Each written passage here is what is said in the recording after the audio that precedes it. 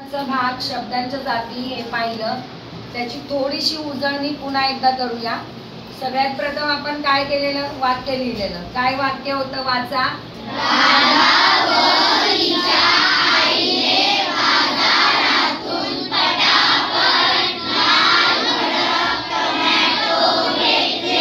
असं एक वाक्य लिहिलं। यानंतर तुम्ही मला नाम सांगितली होती, याच्यामध्ये कोणकोणती नामे आली आहेत?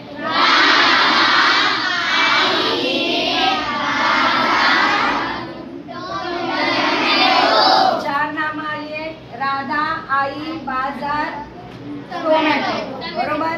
त्यानंतर सर्वनाम कोणतं आलंय? विशेषण, क्रियापद घेतले, क्रिया विशेषण अव्यय पटापट, उभयान्वयी अव्यय शब्दयोगी अव्यय।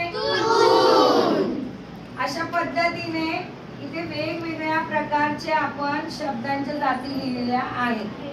आपलं पहिलंच विधान काय होतं की वाक्य हे शब्दांचे बनलेले असते आणि शब्दांची विविध कार्य असतात आणि या कार्यानुसार ही सगळी नावं आपण त्यांना दिलेली आहेत आणि यांनाच आपण म्हणतो शब्दांच्या जाती। मग शब्दांच्या जाती किती आहेत?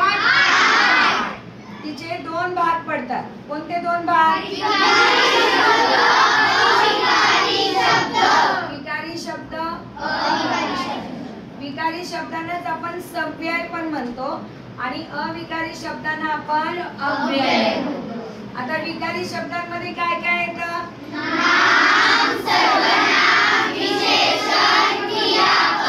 आणि अविकारी शब्दांमध्ये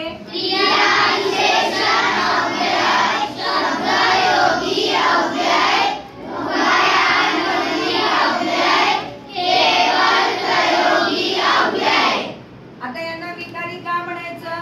कारण या शब्दांमध्ये बदल होतो म्हणून यांना आपण काय म्हणतो? विकारी शब्द। आणि या शब्दांमध्ये बदल होत नाही म्हणून यांना काय म्हणायचं? फॉर एक्झाम्पल, आता नाम, कुठलं पण नाव घ्या, रमेश घेतलं तर रमेश या शब्दामध्ये बदल होतो की नाही होत? काय काय म्हणतो आपण? रमेशच्या, रमेशकडे, रमेशला, रमेशने, बरोबर आहे। त्याच्या नावात बदल होतात, त्याला जोडून इतर शब्द येतात। सर्वनामांमध्ये आता ती घेतलं तर कसे बदल होतात?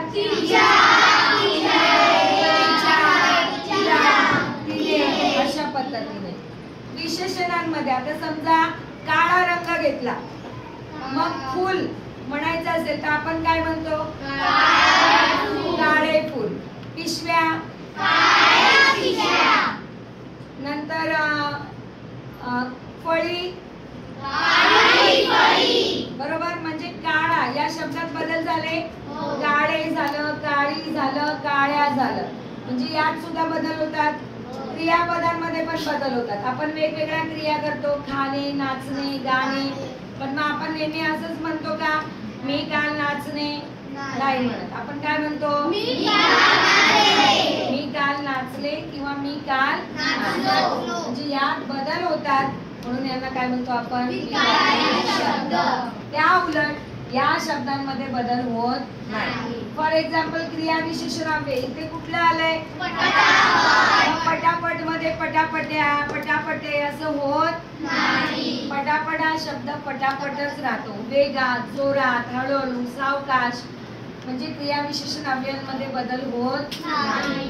शब्दयोगी अव्यय, जसं आता इथे बघा तून लिहिले आपण, बाजारातून, जसं घराजवळ, माझ्या मागे फळ आहे, माझ्या पुढे मुले आहे, घराजवळ शाळा आहे, म्हणजे मागे, पुढे, जवळ, वर, खाली, आत, बाहेर या शब्दांमध्ये बदल होतात का?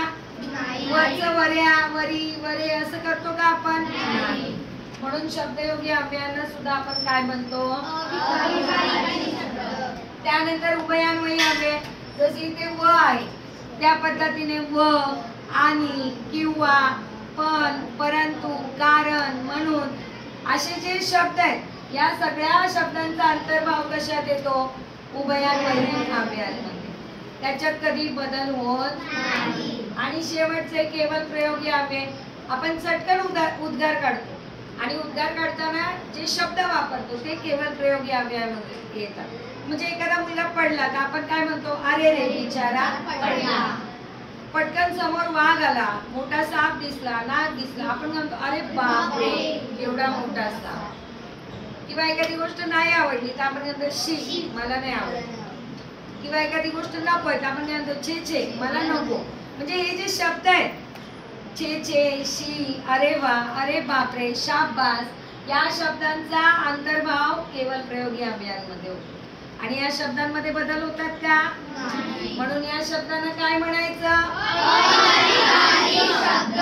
समजल्या शब्दांच्या जाती? नक्की